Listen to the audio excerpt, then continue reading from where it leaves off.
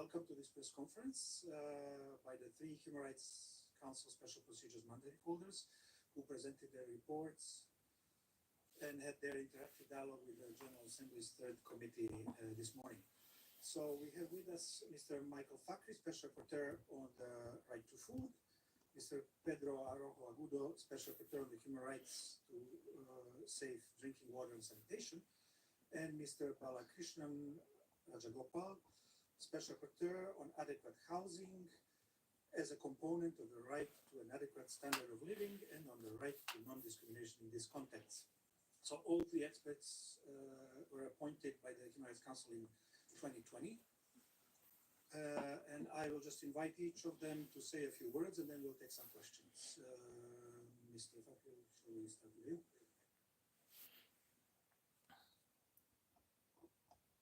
Yeah, greetings. Greetings and welcome back to the channel. If for the first time you come across my channel, please remember to subscribe.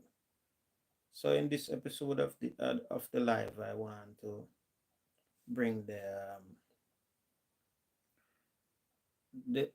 attempt to starve the Palestinian people to your attention. So this is not I say. This discussion here that I will play now is from the UN.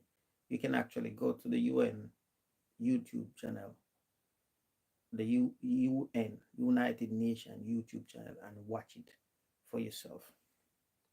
So let's continue.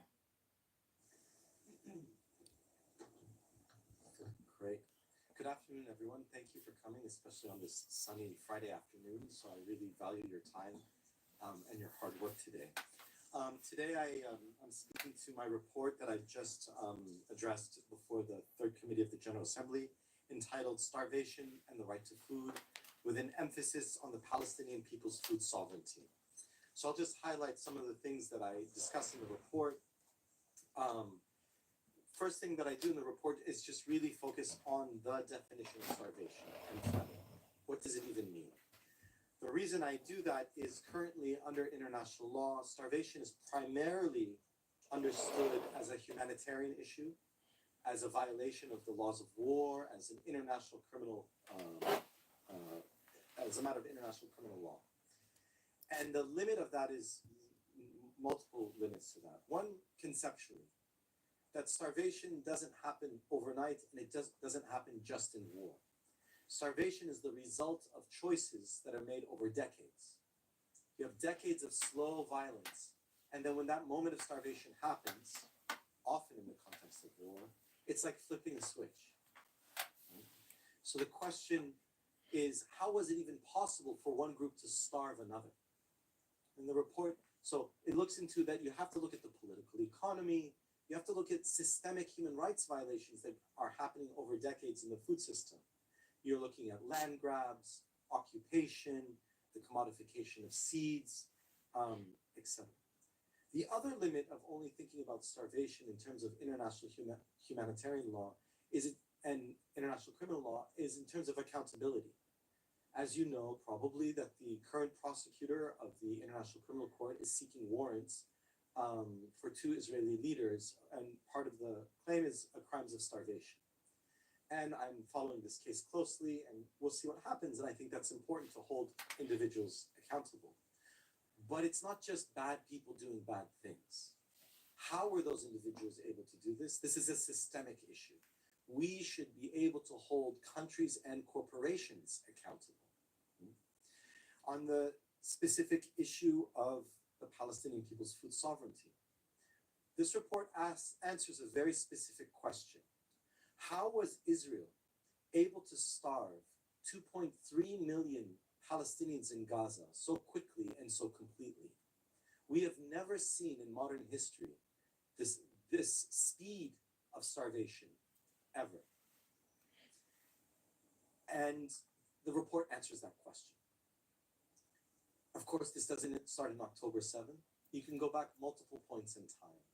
You can go back to 2000, when Israel began its blockade against Gaza.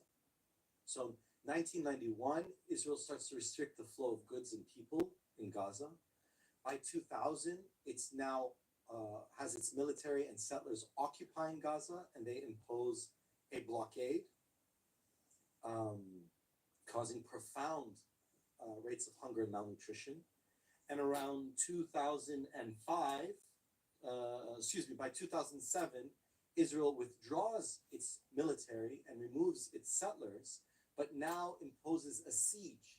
So it continues its occupation of Gaza by controlling and blocking the border. So from 2000 to 2023, Israel has profound degree of control over Gaza. And it's like a faucet that you tighten and loosen. And they would make sure that the Palestinians in Gaza were just hungry enough to not raise alarms. They were counting calories and measuring what is allowed in to make sure that everyone remained hungry in Gaza, but not so hungry that it raised alarm bells in the international humanitarian world. So that on October 6th, 2023, half of people in Gaza were food insecure and 80% depended on humanitarian aid. Which is why then when Israel declared its starvation campaign on October 9th of 2023, by December, we suspected everyone in Gaza, by December, everyone in Gaza was hungry. And I spoke to the world's leading famine experts, and they said, we didn't even know how to measure famine this quickly. They didn't know it was so unique. But of course, it's not just Gaza. This is not a war in Gaza. This is an Israeli assault against the Palestinian people. In the last 2 years, we've seen record violence against Palestinians in the West Bank, especially peasants and farmers and shepherds. We've seen, I just put out a press release yesterday, I believe, on the increased violence and the uprooting and burning of olive trees. What's at stake with the olive tree? Olive trees live for thousands of years. It is people's relationship to their ancestors, and how they take care of olive trees is how they are taking care of future generations. When Israeli forces and settlers are uprooting olive trees, this is an attack against the Palestinian people as a people. This is part of this genocidal campaign. The attack against UNRWA is not just a UN agency. It is a UN agency that ensures the food security for Palestinian refugees in Lebanon, Syria, Jordan, and the occupied Palestinian territories. UNRWA also holds the land claims for many Palestinian people when they were made refugees in the Nakba in 47, 48. So by attacking UNRWA, what Israel is trying to do is undermine the Palestinian people's right to return to their homes, to their territory, to Palestine itself. So that is what is at stake. Benjamin Netanyahu announced Israel's annexation plan in the General Assembly in September 2023. And that's what's happening today.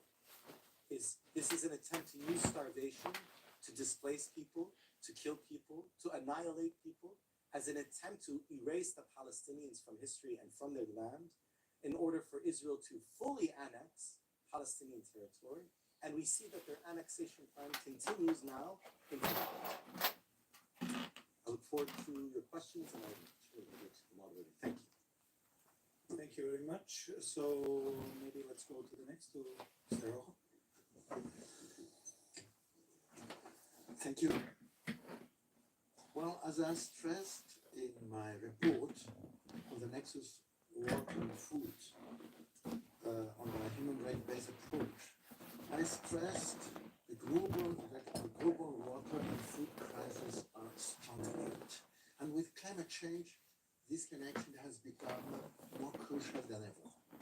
Public policies leading to an agroecological transition and a water transition from a human rights-based approach are vital from my point of view.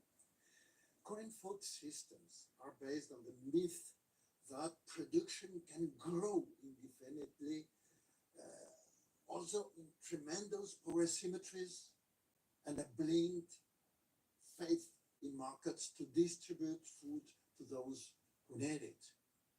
But in fact, this is leading us to an unsustainable and unjust situation. This is a key issue. Among the many factors determining the magnitude of water footprint,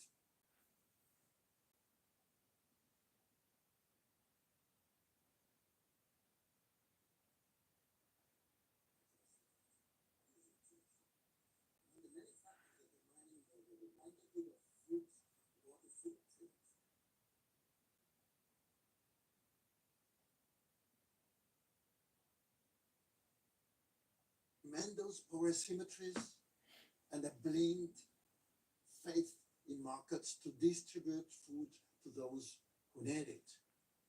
But in fact, this is leading us to an unsustainable and unjust situation. This is a key issue. Among the many factors determining the magnitude of water footprint, the main are production strategy, dominant diets, and food waste. Look, regarding the impact of dominant diets, for instance, shifting from meat-based to healthier diets can reduce the water footprint by more than 30%. And another reference, food waste accounts for a third of all food produced. That is more than enough water to guarantee the human right to drinking water worldwide. In addition, the current dominant food and water systems don't prioritize public health. This translates not only into 2 billion people without guaranteed access to safe drinking water and 800 million hungry people, but also into 2.5 billion overweight people, mostly impoverished people living in food environments based on ultra-processed food and sugary drinks, which regenerate serious health problems and a huge water footprint at the same time. The widespread use of industrial pesticides and fertilizers, and on the other hand, and the concentrated production of slurry also from intensive livestock farming place at present the agricultural sector at the forefront of toxic water pollution and the eutrophication of water bodies. So, in another aspect, land and water grabbing for developing monocultures destroy rural communities and traditional knowledge, and leading to deforestation and degrading the regenerative capacity of soil fertility. Well, in summary, there is no future on this path. We need, I insist, an agroecological transition and a water transition from a human right-based approach which guides strategies for adaptation to climate change. I explain in the plenary, subsidies to current modes of production and consumption total an estimated $540 billion annually. Redirecting this public funding to support the agroecological transition will enable the development of healthier, more sustainable, equitable, and efficient food systems. It's not impossible, it's feasible, absolutely. There is plenty of room, I insist on this, for us to develop a new concept of progress that falls between the minimum human rights threshold that ensures a dignified life for all and the upper limit of sustainability. But for this, a shift, I insist, towards agroecological practices that ensure human rights compliance while respecting environmental sustainability is needed.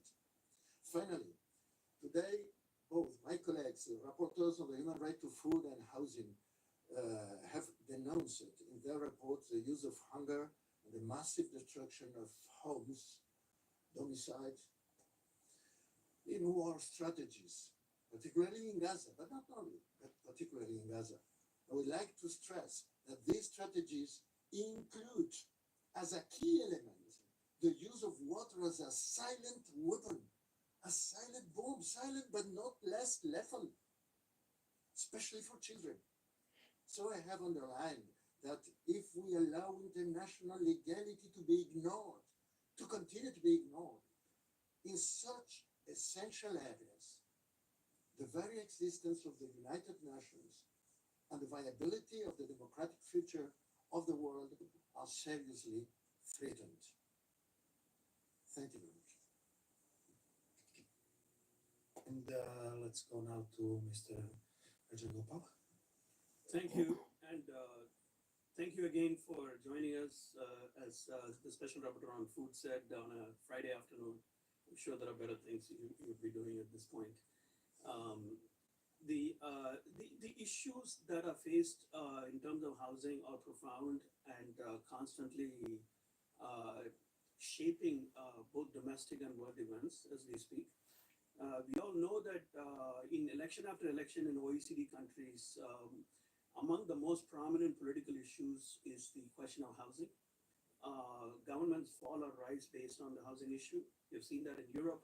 It's a central issue in the United States now, the election coming up in a month, where the question of housing is part of the broader sort of challenges that ordinary people face in terms of the affordability crisis. And I submitted a report on the global affordable housing crisis a year ago. I do see there is a very strong link between the approaches to issues like affordability and the easy sort of attempt by politicians to find a scapegoat for the affordability crisis by pointing their fingers at migrants. I found, for example, during my country visit to Netherlands in last December that that seemed to be what was happening. There was an acute housing crisis ongoing, but it was too easy to sort of point to the migrants, particularly not the Ukrainian refugees, of which there are millions or hundreds of thousands in Netherlands, but those who come from non-Western countries as the scapegoats. This we see repeatedly, especially in rich countries. I will dedicate my next report to the Human Rights Council to migration and the right to adequate housing. But today's report is really about a silent crisis that is with us, which is that on the one hand, we have a first crisis, which is that forced evictions are going on and increasing very rapidly around the world, mainly because of three reasons. One is because of conflict, one of the main sort of drivers of forced evictions, the reason why people get displaced in the first place. And those numbers have been going up very sharply.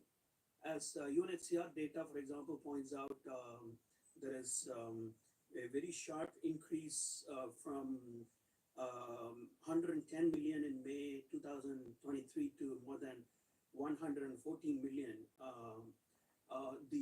More than 90% of these people live in low and middle income countries.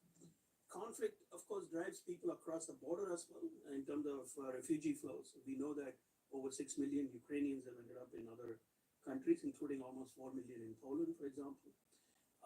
We know that the Sudan crisis is actually causing a displacement of over 10 million people, of which almost 7 million are internally displaced, but the others have fled to other neighboring countries. But in addition to conflict, Gaza, of course, and the overall situation in the Middle East has long been a driver of internal displacement as well as cross-border refugee flows. But in addition to conflict, we have very, very problematic sort of scenarios emerging in terms of the displacement caused by climate change and disasters. Increasingly, there is an enormous threat emerging from the number of people, especially in vulnerable areas, including the Pacific islands, the Central American or some South American countries, certain African countries. For example, over 900,000 people in Somalia are displaced because of climate change related issues. Desertification, stress in terms of the salinity of the system, including the soil systems that we depend on for cultivation of food, not the rising ocean levels, that very well is coming down the line, but often that is a scenario that people tend to focus a lot more on because it looks like some Hollywood movie coming our way with ocean level rise. But the reality of climate change impacts are slow and relentless, and they displace people. It's like a slow sort of process of expiry of a community. And then we have the biggest elephant in the room, in addition to conflict and climate change, which is development. the decisions that are taken in our names, in the so-called public interest, for removing some people out of their homes in order to put that space to better use. And we justified for a number of reasons, from large infrastructure projects to new city building to increasingly conservation in the name of protecting, for example, the targets that countries have agreed on for climate change purposes, including for carbon credit schemes. I increasingly receive complaints from communities around the world who have been displaced, whose homes have been burned down by their own governments because they've signed contracts with companies to sell carbon credits. Unfortunately, these multiple forms of forced displacement is the first crisis. But the second crisis, which is what my report focuses on, is a silent crisis, because the question is what happens to people when they get forcibly displaced? What happens to them? It turns out that there is not a very good understanding or even data about where they are exactly. Under international law, there is an obligation to resettle people who are displaced. But very few governments and very few international organizations who are responsible for displacement actually take responsibility for resettling them. I called attention to this as a silent global crisis during my report to the UN Human Rights Council in March. In this report that I just presented, had a dialogue with this morning, I said if it is such a large crisis, what are the sort of the practices that we find? What are states, international organizations, and development finance institutions, private sector, what are they doing? Who is doing better? Who is actually found wanting in a number of different ways in terms of a human rights framework? My next step in that process is to develop a set of global guiding principles on resettlement, which I will develop and engage in regional consultations over the next year, and present them to the UN Human Rights Council in March of 2026. And I had a very good exchange of views on this issue, and I hope to have an impact in changing the unfortunate reality that we have with us today, which is that forced evictions are going up, but we just haven't figured out what to do and how to deal with the people who are getting displaced. The answer cannot simply be that they should just be forgotten or that they take care of themselves. That's not how it works. Okay, now we're open for questions. Thank you very much. On behalf of the United Nations Correspondents Association for doing this briefing, my name is Edith Lederer from the Associated Press. I have a question for each of you. For Mr. Fakhri, Israel contends that it is supplying enough food, that it's provided, I believe, 1 million tons of food. How do you answer that? Have you spoken to the Israelis about your latest report, and what kind of a reaction have you gotten? And for Mr. Anejo Aguido, you mentioned that water is being used as a silent weapon, I believe, in Gaza. Could you elaborate on Gaza? I know that the major pipelines have been broken. There's been a lot of trouble getting water into Gaza, desalination plants not working. If you could address that. And to Mr. Balakrishnan, so as I believe 70% of the infrastructure in Gaza has been destroyed. How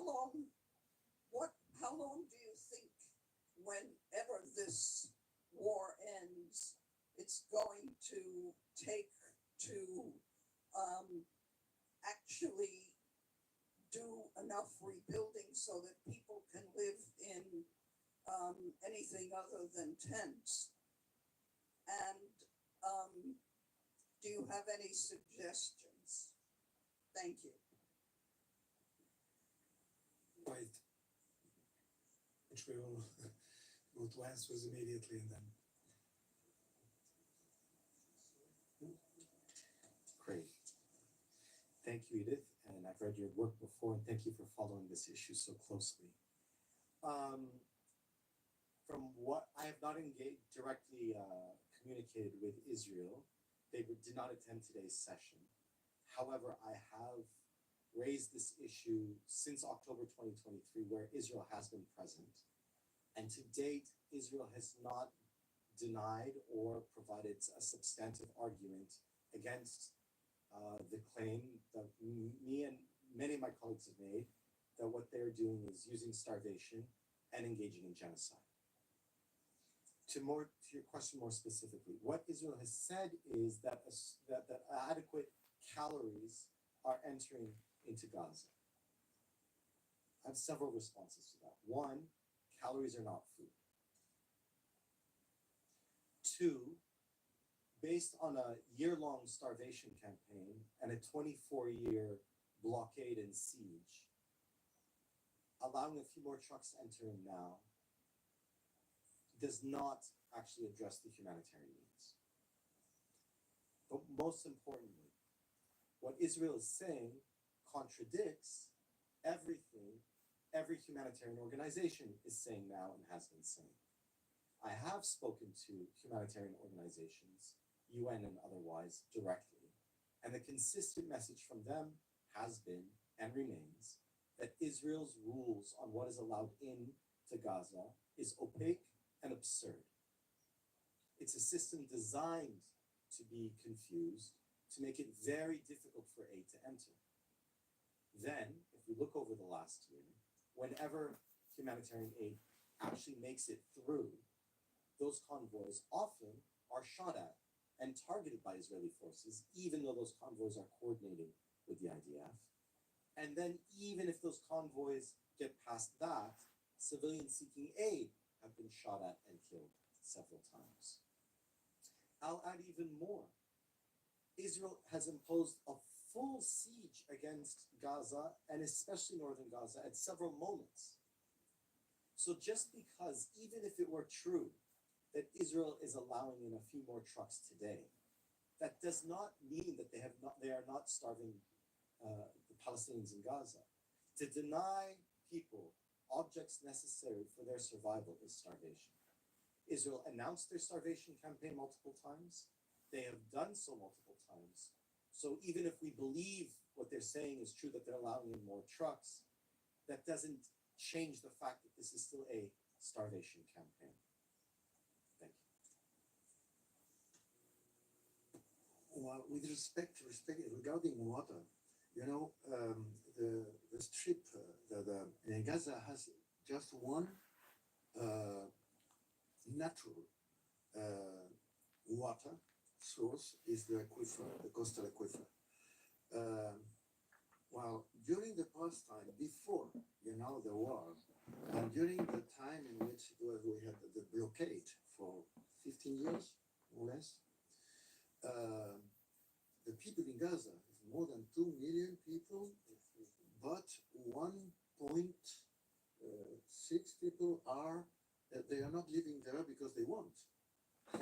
They have been expelled from their houses, from their territories, and they're in refugee camps. So this crowded population needed to pump water 3 times more water than the rate of replenishment, natural replenishment of the aquifer. So that deals with a salination, massive salinization of the aquifer from the past. And on the other side, before the war, what you had is 70% of the materials needed for instance, sanitation plants, for building and managing sanitation plants, has been considered dual-use materials, so blocked, not allowed. So what happens? Very poor sanitation processes and contamination with fecal matter of the aquifers. This was before the war. So the only way of having water for drinking water was the desalination plants. and an amount of water sold by Mekorot, the public-owned company, Israeli company, to the Palestinians. But with the beginning of the war, this water was cut off at the beginning completely, and then a little bit more, less, but cut it essentially, and with cutting off the energy, the desalination plant collapsed. So what is the situation at present? Amount 4.7 liters per person per day availability of water, but most of this water is polluted. So it's not just the scarcity, but is the contamination and diseases, especially for children. And this is why I talk about that we have a silent bomb. It's not spectacular, you know.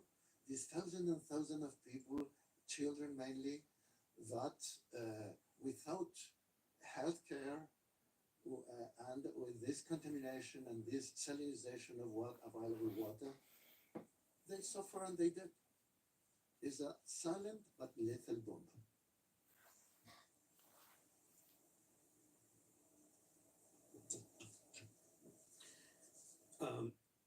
I think we need to back up a little bit from October of 2023 because the question of how much of Gaza has been destroyed should not give the mistaken impression of assuming that Gaza was fully built and intact before that.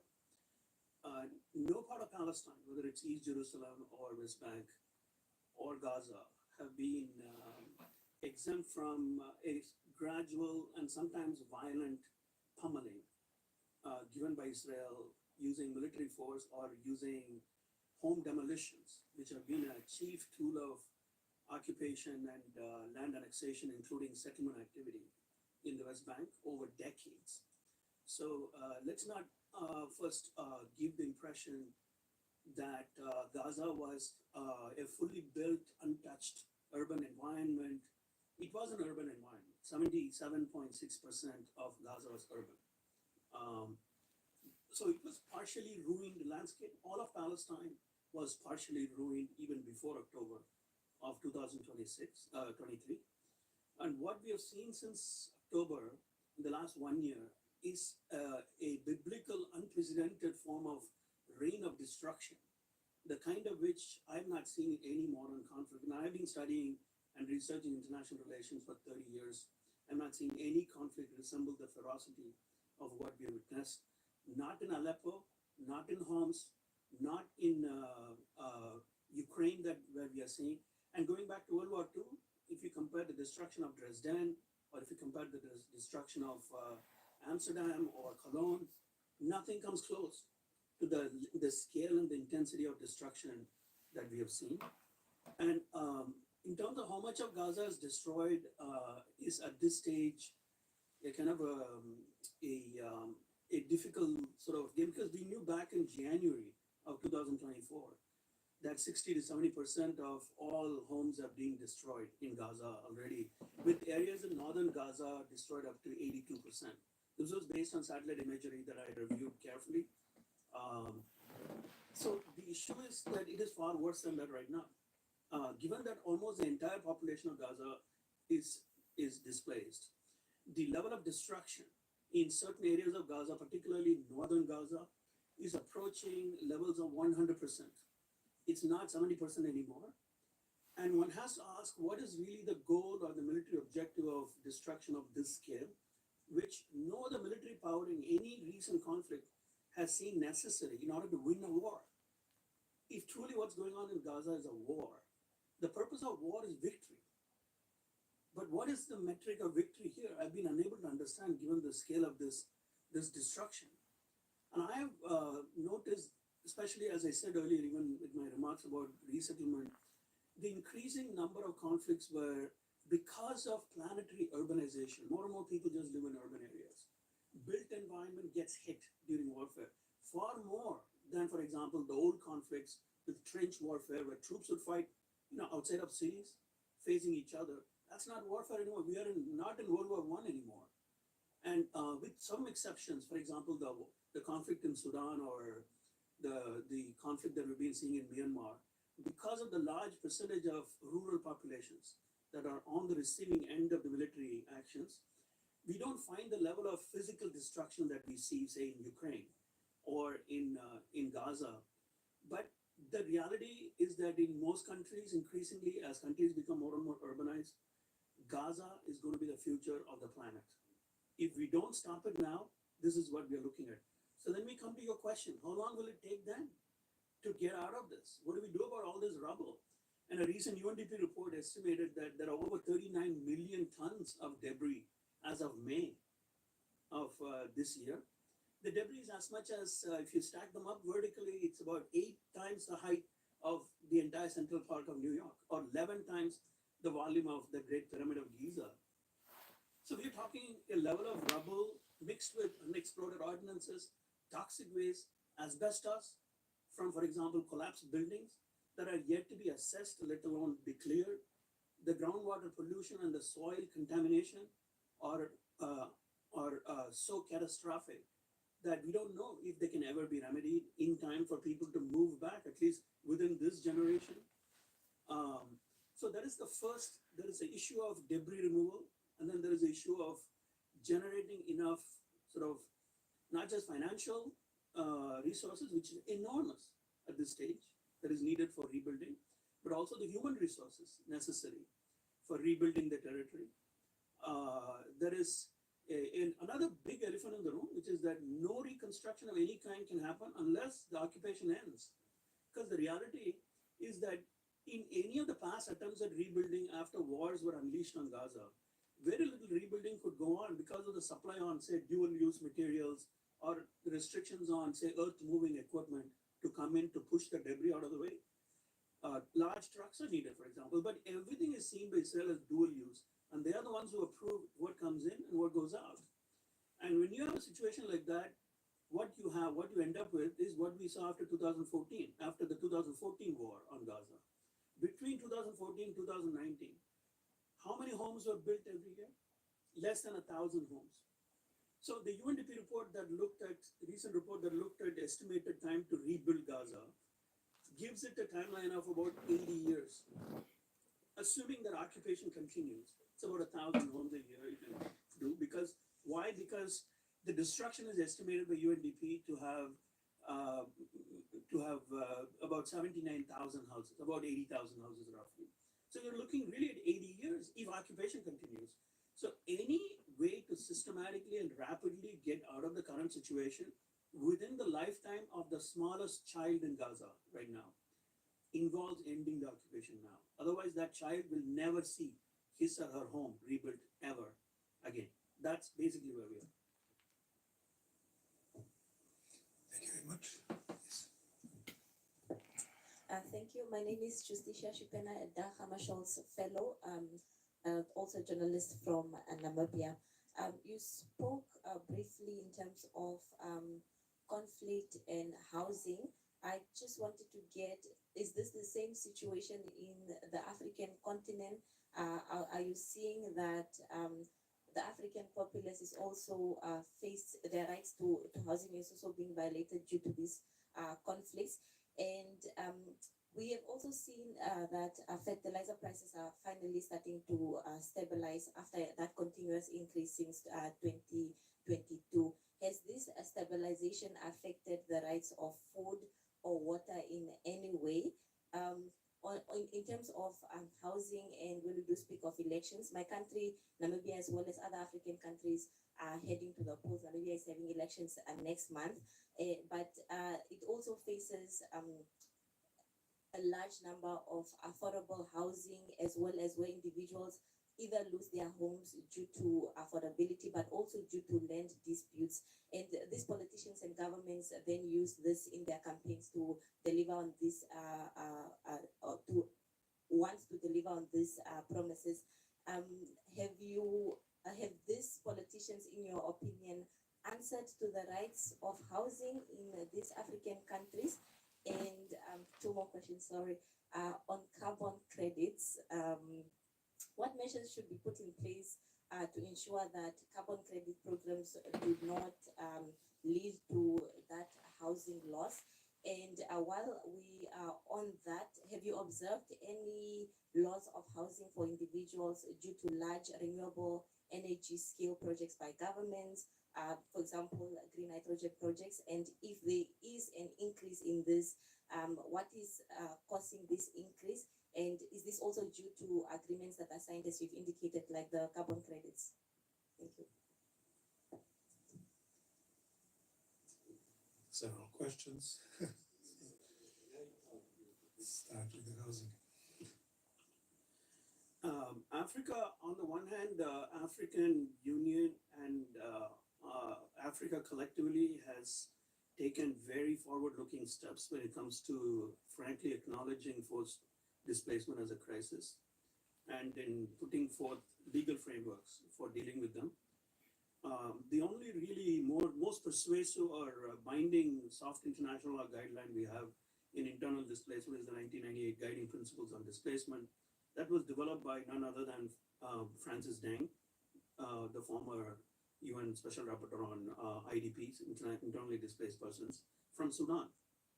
And the development of consensus around those principles has led African countries to adopt the only legally binding international agreement on displacement in the world right now, which is the Kampala Convention. So in terms of international law frameworks, and also in terms of the many judicial opinions I've seen from the African court, for example, on human and people's rights, it's actually certainly at the vanguard. But there is, as with other continents and countries, there is often a huge gap between aspiration and reality on the ground in terms of what countries are actually able to do to make sure that when displacements happen, including because of conflict, that there is an adequate response. And the affordable housing crisis in Africa is real. Africa is, after all, the fastest urbanizing continent of all the continents.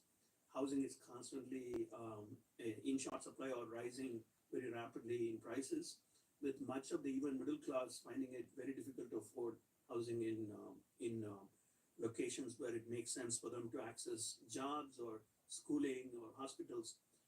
It's a real huge issue. Conflicts, of course, have a massive impact in many African countries. At the current moment, of course, in Sudan, but there are many lingering issues, including in the Sahel, but also in, of course, in Somalia, and then we have, of course, the remnants of the Congo Second World War, as you could call it, that has actually left a vast swathe of territories with displaced populations who are not settled, who have been living, for example, as cross-border refugees for years. So, for example, the very large number of Sudanese and Somali population in a country like Kenya is a huge issue. And I know that recently Kenya has been taking some very encouraging steps to try to legalize the presence of those communities and convert the refugee settlements into urban settlements, which is a very forward-looking sort of step to take. So I think that, as with many continents, what you have in the case of Africa is a mixed bag, a forward-looking framework, but reality is quite wanting in terms of what you see on the ground. Carbon credits are having a huge impact. Conservation efforts are having a massive impact. Conservation efforts are increasingly linked to mitigation, and of course, mitigation is also sought to be achieved by the use of, carbon credits. And you have many examples of countries where communities have been violently displaced from their homes, and their homes have been burned down. Those who protested have been arrested or displaced, or their home registration has been withdrawn, or they've been delisted as communities in countries like Tanzania, for example. So this is a massive issue that we see happening. And to my regret, unfortunately, what I find, and I reported this morning to the third committee, is that international organizations, including certain UN agencies like UNESCO, are complicit in these kinds of massive human rights abuses. So the Ngorongoro, crater is actually designated as a World Heritage Site in Tanzania, for example. But we've had some very concerning developments when it comes to large-scale eviction and displacement of communities. And unfortunately, UNESCO has gone along with these practices. So I called on the states today, the dialogue today, to really ensure that when it comes to at least the UN agencies, they must step up their game. They cannot be parties to these kinds of violations. So I remain very concerned about these issues. Maybe I'll speak to the fertilizer question. Okay. It's a complicated relationship between fertilizer and the right to food. In the immediate term, we saw this when Russia invaded and occupied Ukraine a couple of years ago, in that so many farms depended on fertilizer. And so any disruption to a fertilizer supply chain creates a moment of instability for food security. But the dependency on fertilizer in and of itself is deeply problematic for two reasons. From an environmental perspective, the heavy use of fertilizer leads to pollution. But second, I guess I should use this. But second, I was putting this on. But second, it makes farmers dependent on imports and foreign corporations. And from a right to food perspective, what farmers should be doing is gradually weaning themselves off of chemical fertilizers so that it's better for the environment and that they are less dependent on these foreign corporations and less vulnerable to geopolitics and fluctuating markets.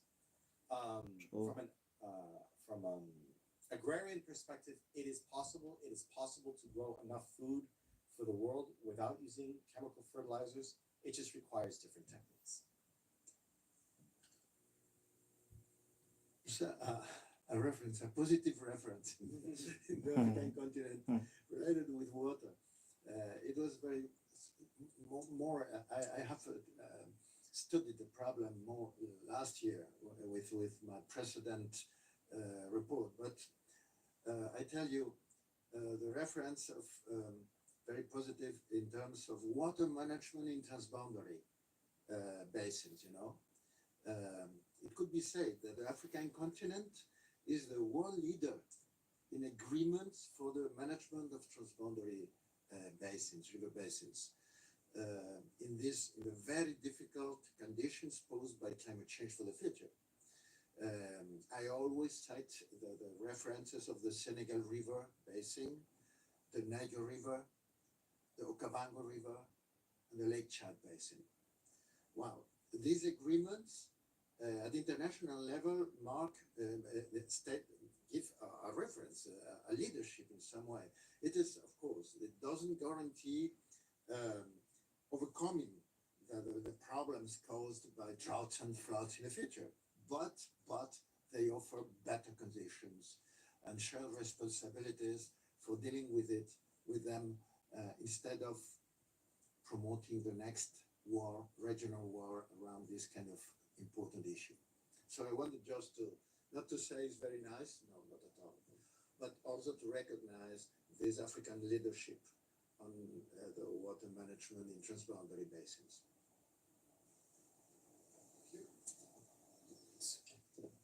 Yes, thank you. Hanin Dag Hammarskjöld Fellow from Occupied Palestine. As you mentioned, and according to reports from Gaza, the Israeli occupation destroyed the infrastructure needed for self-sufficiency. The reports indicate a complete destruction of agricultural land and pollution of groundwater. I know you mentioned this, but I want to know more about how do you see the long-term danger of this for Gaza?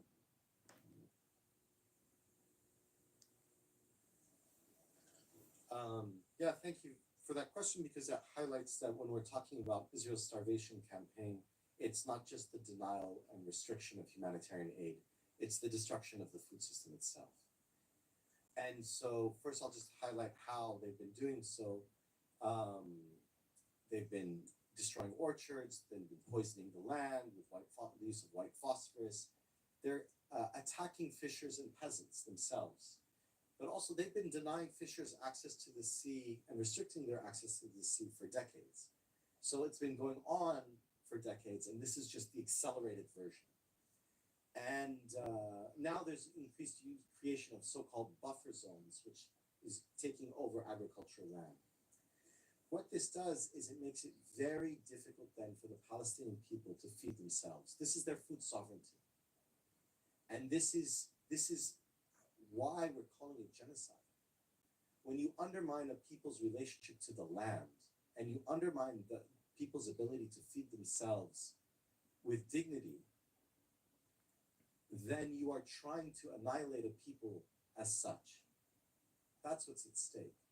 And so that's exactly what Israel is doing, is trying to make it impossible to think about a future. Right? So one of the most powerful things that the Palestinians are doing to preserve this is they're saving their seeds, they're saving their recipes, this is knowledge.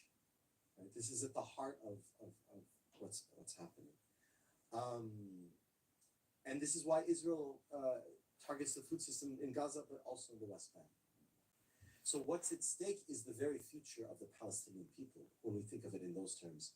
And again, that's why it's important to not just focus on the humanitarian aid, but the destruction of the food system.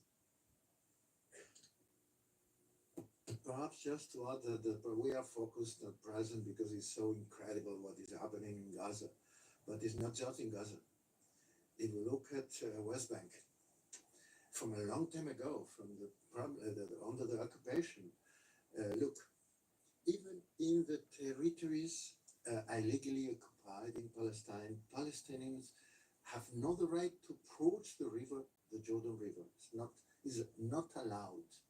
The whole Jordan River, the beginning in the Tiberias Lake, is put in the national water carrier and goes to different issues for cities, but also for irrigating cotton in the desert, Negev desert. Incredible. Palestinians cannot build new wells, even in their territories. They are not allowed to give water to the Gaza Strip, for instance. So water is an essential element for collapsing life, even in West Bank, under a strategy that is not a war strategy properly. It's more than this. You have explained very well before in the session. It is a strategy in which genocide deal with occupation forever if they can.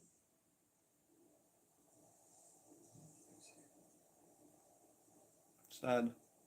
One more, I think, and that may be the last one. Okay. Hi, my name is Mohammed Daud. I'm from Indian Administrative Kashmir. So my question is to you, sir. So you talked about many things around the world, human rights violations and all the stuff. Do you have any report on Indian Administrative Kashmir? I mean, you said that in most of the countries, for the sake of beautification, they chop down trees, mountains, and all the stuff. And same happened in Jammu and Kashmir. So do you have any report on this? What had happened there? I mean, 86,000 feet where trees were chopped down for the sake of roads, which were used by army. So do you have any report on this, or do you have worked on this, or not? It's a serious issue. Is this not a serious issue for you? It is, of course, a very serious issue, and we do receive some specific complaints, including recently certain allegations that involve destruction of housing, including for security measures. We continue to monitor that in my office, and we are in the process of sort of building more, data and verifications about these allegations. But it's well known that the security policies in the Kashmir Valley have led to many gross violations of human rights, including in the area of housing and food, for example. Orchards have been destroyed, and agricultural produce harvested from orchards have rotted away in trucks and been unable to reach, for example, markets because of restrictions on transportation. There has been not an access to home demolitions as a punitive measure in Kashmir, as we are beginning to see in many other states in India. But we have certainly seen mass attacks on the allegation that a single individual in a village might have been responsible for a single act. In other words, we've seen examples of collective punishment. And this has been verified and reported in various UN reports, even predating my appointment as a special rapporteur. Now, in terms of my own work on domicide, which is basically a term that I gave to mass destruction of housing in conflict, and I submitted a report on it 2 years ago when Russian bombing of Ukraine was on everybody's mind. And then, of course, in the context of Gaza, it's become extremely relevant right now. But I do believe that there has been a slow-moving version of domicide happening across many parts of India, including in Kashmir. And this has to be, of course, one of the issues that must remain as focal points for international community's attention. And as long as I'm the rapporteur, I will continue to do my best to verify information and reports that I receive, to report to the international community about what I find. Thank you all. Yeah, I think we are almost a full hour, so thank you all for coming and thank you to our experts. Thank you. Committed. Yeah.